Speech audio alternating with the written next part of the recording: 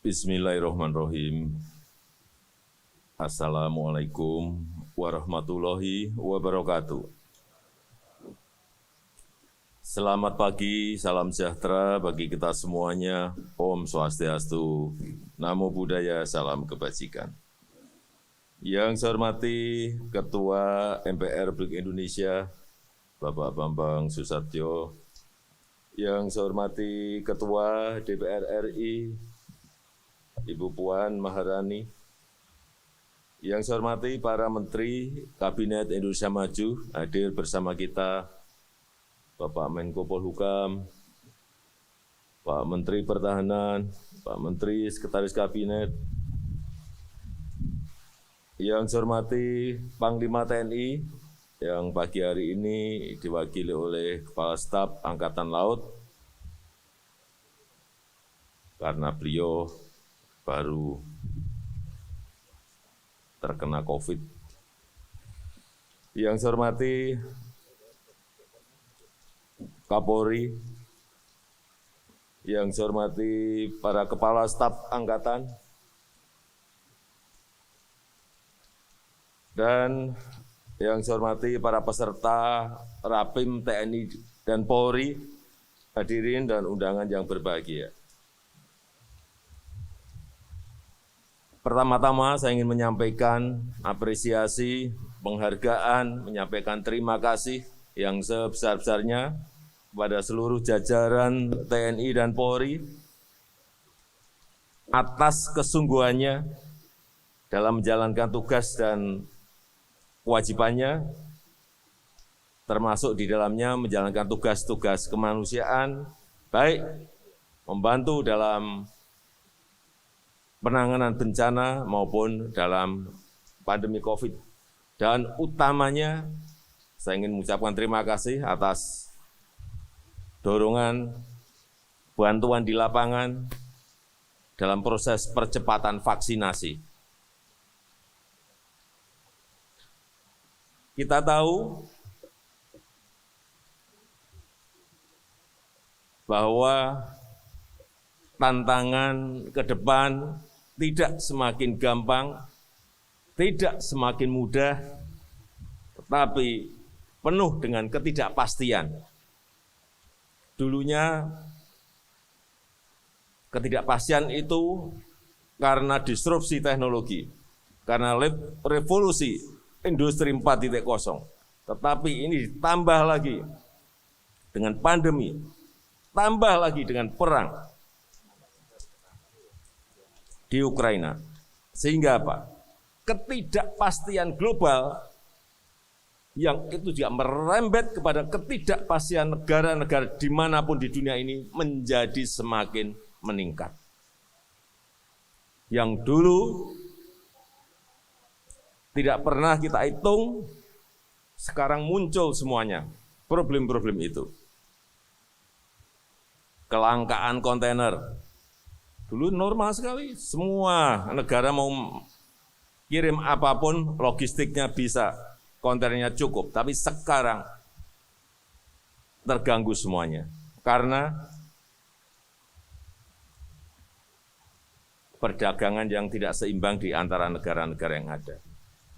Sehingga harga kontainer naik.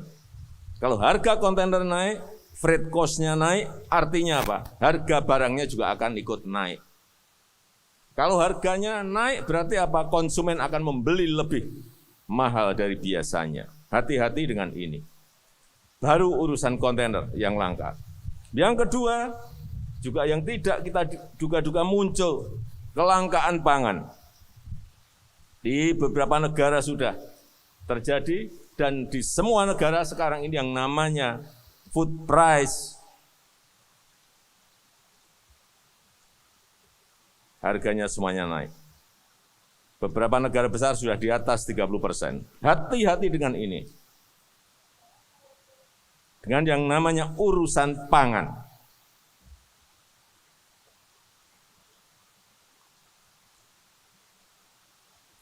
Masih tambah lagi yang ketiga, kenaikan inflasi.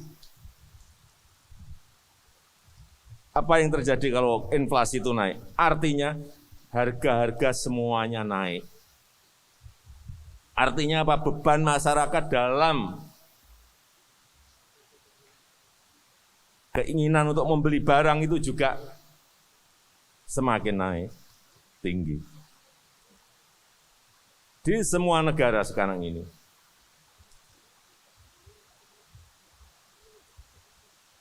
Hati-hati, di Amerika tuh nggak pernah yang namanya inflasi itu lebih dari 1%.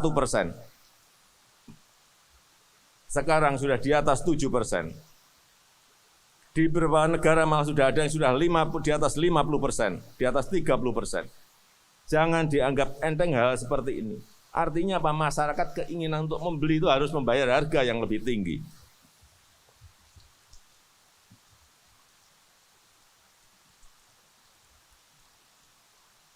Inilah tantangan ketidakpastian yang muncul.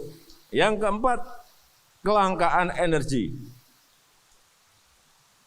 Sudah dulu sebelum perang sudah harganya naik karena kelangkaan, ditambah perang naik lagi. Sekarang harga per barel sudah di atas 100 US dollar. Yang sebelumnya hanya 50-60. Semua negara sekarang ini yang namanya harga BBM naik semuanya, LPG naik semuanya. Hati-hati dengan ini.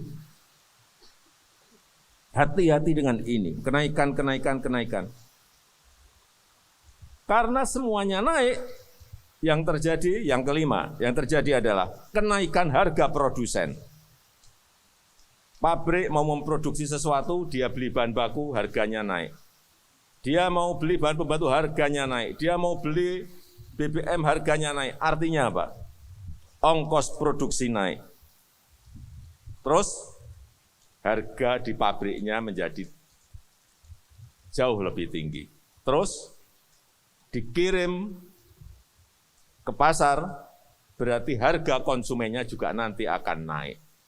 Ini efek berantainya seperti itu. Supaya kita ngerti betapa ketidakpastian itu menimbulkan tantangan-tantangan yang tidak mudah. Oleh sebab itu kerja sekarang tidak bisa kerja makro aja, nggak mungkin. Nggak mungkin bisa menyelesaikan masalah. Semuanya, kerja makro, kerja mikro. Makronya tahu, mikronya juga harus dikerjakan di lapangan. Oleh sebab itu, kita sekarang dalam posisi seperti ini harus mentransformasi ekonomi kita. Jangan sampai tumpuan kita kepada pertumbuhan kita ini 56-58% itu bertumpu kepada konsumsi. Hati-hati. 56-58% bertumpu pada yang namanya konsumsi. Ini yang mau kita transformasi. Transformasi ekonomi itu artinya kita akan merubah dari konsumsi menjadi produksi. Yang tumpuan fondasinya konsumsi menjadi produksi. Artinya lagi apa? Kita harus melakukan hilirisasi industri. Kita harus melakukan yang namanya industrialisasi.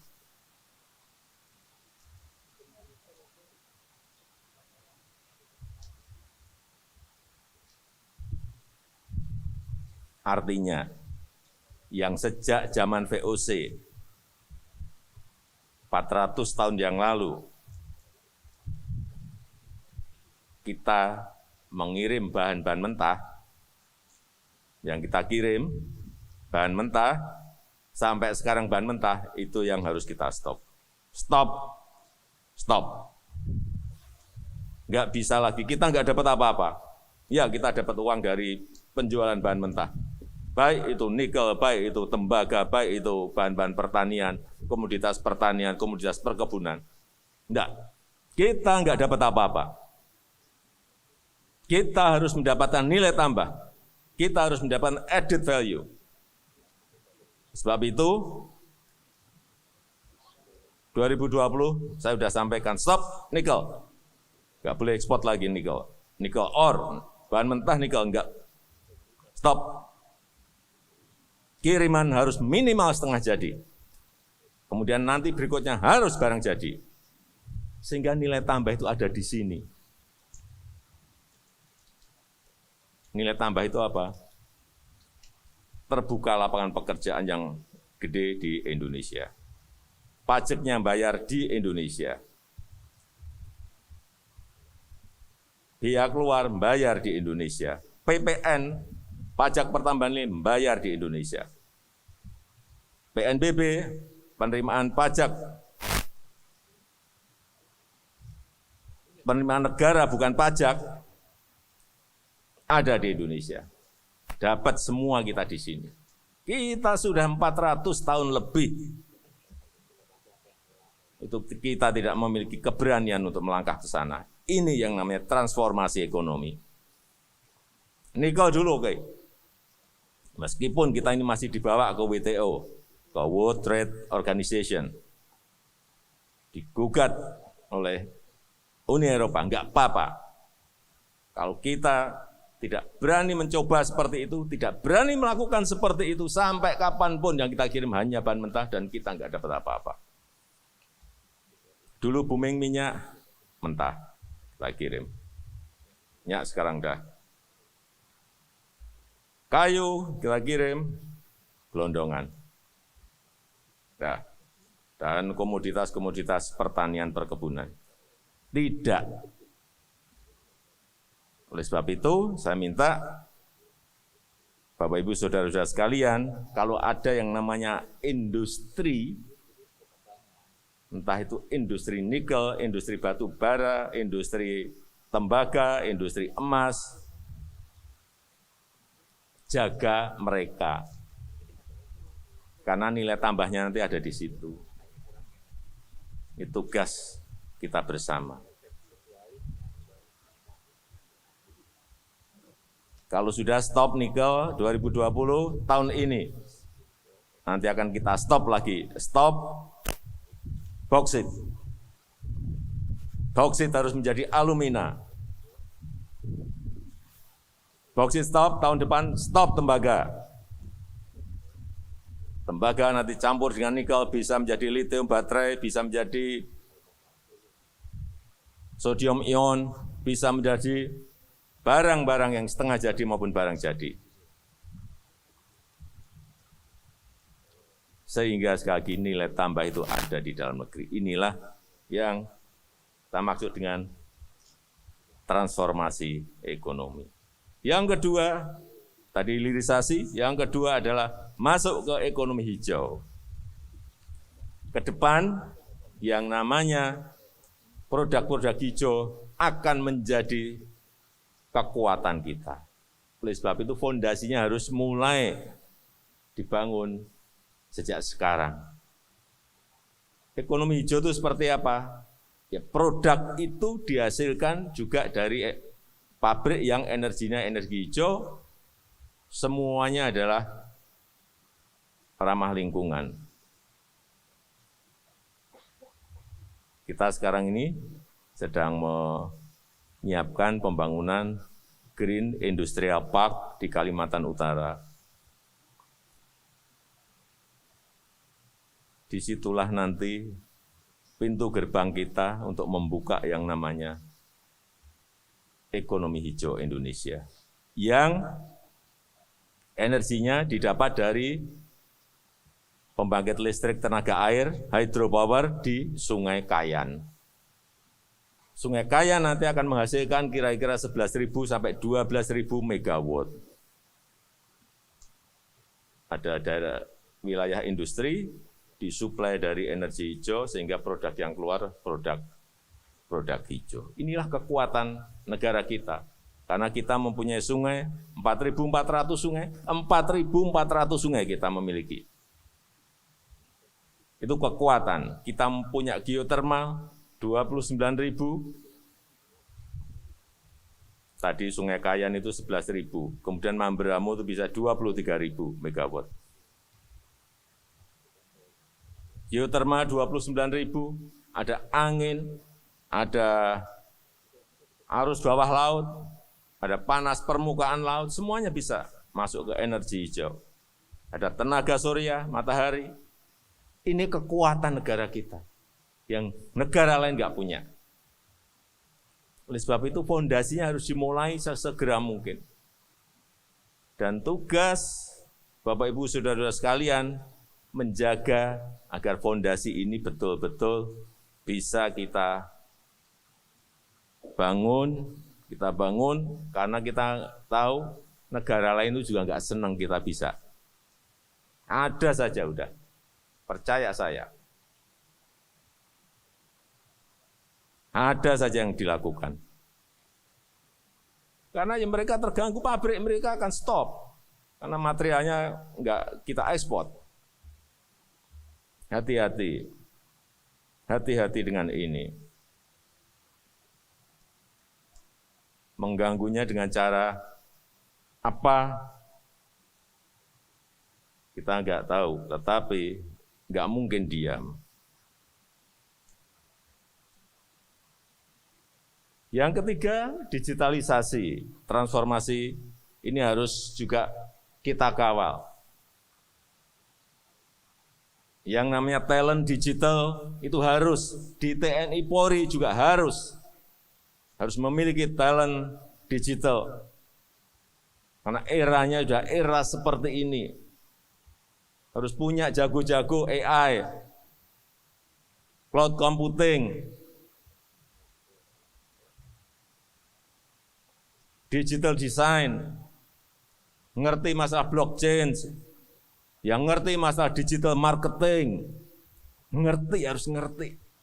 Karena nanti keseharian kita akan bergelut dengan itu.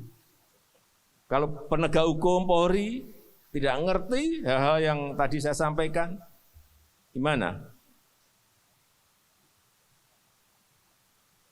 Kejahatan mungkin bergeser dari yang konvensional ke hal yang berkaitan dengan digital. Dan sekarang sudah terjadi. Jadi sekali lagi, TNI, Polri harus memiliki talent digital. Mengerti masalah artificial intelligence, cloud computing, digital design, digital marketing, blockchain, coding, programming, semuanya harus dimiliki dan dimulai harus mencari talent-talent digital itu.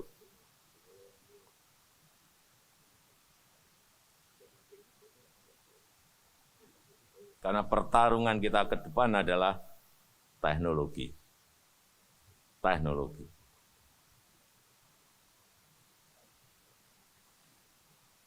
Yang kedua, yang berkaitan supaya kita juga tahu masalah Ibu Kota Baru, IKN Nusantara. Kenapa ini dilakukan, pemindahan itu? Ini sudah dimulai, gagasan besar itu sejak tahun 1957 oleh Bung Karno. Tetapi karena ada pergolakan sehingga direm saat itu oleh Bung Karno. Tahun 57 sudah mau dipindahkan sudah diputuskan di Palangkaraya. Zaman Pak Harto juga mau dipindah ke Jawa Barat di Jonggol.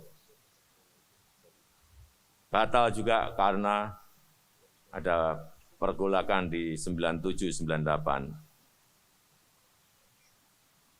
Jadi ini kajian itu sudah lama sekali. Kalau tidak kita eksekusi kajian-kajian yang ada ini, ya sampai kapanpun tidak akan terjadi. Memang butuh keberanian, ada risikonya ya, ada risikonya. Tetapi kita tahu kita ingin yang namanya pemerataan. Bukan Jawa sentris tapi Indonesia sentris. Pemerataan itu seperti apa sih? Kok dinamakan pemerataan? Iya, karena 58% PDB ekonomi, perputaran uang, perputaran ekonomi 58% itu ada di Jawa. Padahal kita memiliki 17.000 pulau. 58% perputaran ekonomi ada di Jawa. Sehingga magnetnya semuanya ada di Jawa. Orang pengen kerja, lari ke Jawa. Orang pengen lari ke Jawa. Khususnya Jakarta. Karena memang magnet ekonomi ada di sini. Itu yang tadi saya bilang pemerataan. Bukan hanya sekedar memindahkan gedung dari Jakarta, bukan itu. Visi besarnya bukan di situ.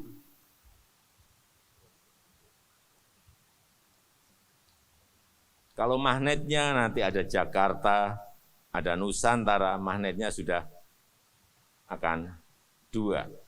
Bisa ke sini, bisa ke sini.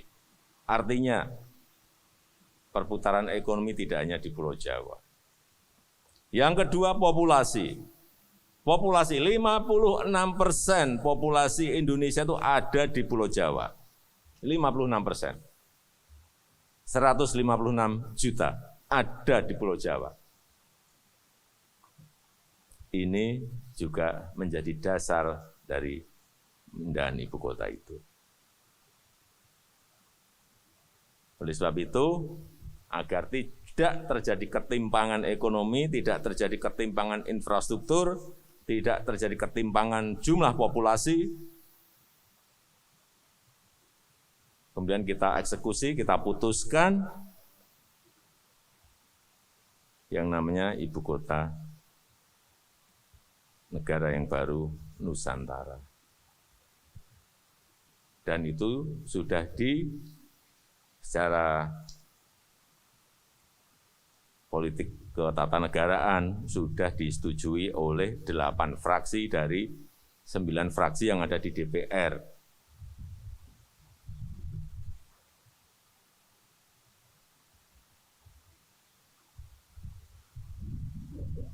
Untuk membayangkan, karena ibu kota kita ini nanti 70% adalah area hijau, 80% adalah menggunakan transportasi publik, 80% menggunakan energi baru terbarukan, dan 10-minute city, dari satu tempat ke tempat lain hanya 10 menit. Karena memang dari awal kita konsep sebaik-baiknya. Jadi yang diberi prioritas adalah, yang hidup di sini nanti yang diberi prioritas adalah yang pertama, pejalan kaki itu nomor paling atas. Yang kedua, yang naik sepeda itu yang nomor 2. Yang nomor 3 yang suka naik transportasi umum. Jadi bukan yang naik mobil pribadi. Ini saya putarkan sebentar videonya, biar punya bayangan. Oh.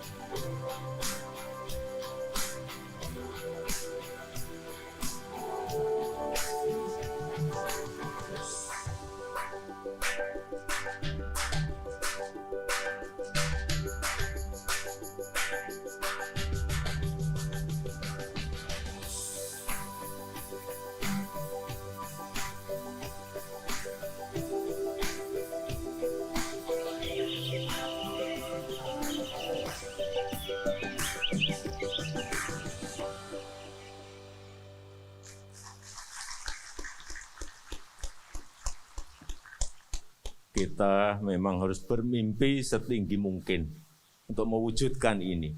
Sebuah kota yang tidak, sebuah ibu kota yang tidak dimiliki oleh negara-negara lain. Yang ketiga, untuk mencapai ini dibutuhkan yang namanya kedisiplinan nasional. Ini yang kita sekarang ini lemah. Kedisiplinan nasional. Oleh sebab itu, saya minta kepada jajaran TNI dan Polri untuk bisa memberikan contoh kepada masyarakat urusan yang satu ini. Kedisiplinan nasional. Tetapi juga di TNI sendiri juga harus mulai berbenah. Yang namanya disiplin tentara, yang namanya disiplin di kepolisian itu berbeda dengan masyarakat sipil. Sangat beda sekali. Tidak bisa yang namanya tentara, yang namanya polisi, itu ikut dalam urusan demokrasi. Di tentara itu enggak ada yang demokrasi.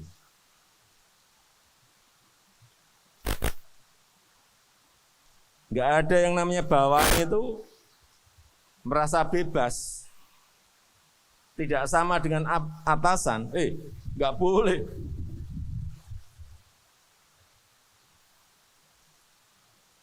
Dengan berbicara masalah demokrasi, tidak ada yang namanya di tentara, di kepolisian, enggak ada. Sehingga ini hal seperti ini harus mulai dikencangkan lagi. Supaya masyarakat itu melihat dan bisa kita bawa juga ke arah kedisiplinan nasional. Ini bukan hanya bapak-bapak atau ibu-ibu yang bekerja, tetapi yang di rumah juga sama. Hati-hati, ibu-ibu kita juga sama. Kedisiplinannya harus sama. Enggak bisa. Menurut saya enggak bisa ibu-ibu itu memanggil misalnya, ngumpulin ibu-ibu yang lain, memanggil penceramah.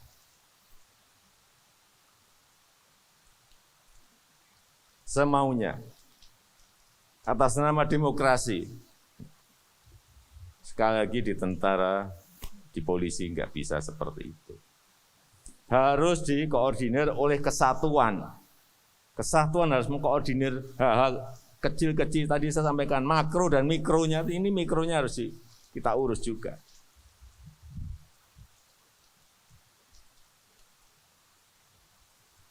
Tahu-tahu mengundang penceramah radikal. Nah, hati-hati. Juga hal kecil-kecil, tapi ini harus mulai didisiplinkan di WA Group. Saya melihat di WA Group, karena di kalangan sendiri, boleh, hati-hati. Kalau seperti itu diperbolehkan dan diterus-teruskan, hati-hati. Misalnya berbicara mengenai IKN, nggak setuju IKN apa? Itu sudah diputuskan loh oleh pemerintah dan sudah disetujui oleh DPR. Kalau di dalam disiplin TNI dan Polri sudah tidak bisa diperdebatkan. Kalau di sipil silahkan.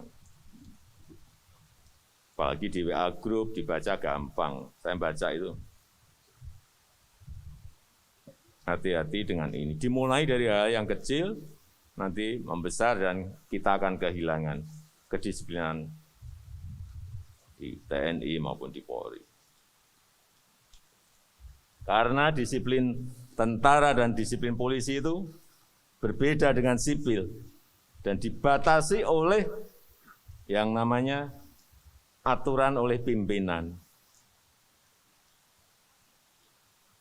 Ini perlu saya ingatkan. Di seluruh dunia yang namanya tentara itu punya yang namanya aturan sendiri.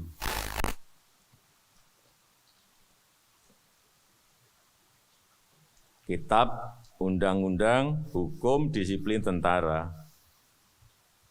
Yang intinya, kalau kita lihat inti dari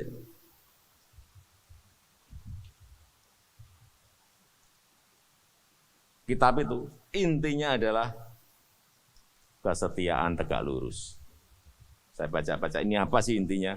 Kesetiaan tegak lurus. Saya rasa itu yang bisa saya sampaikan pada kesempatan yang baik ini. Saya tutup, terima kasih.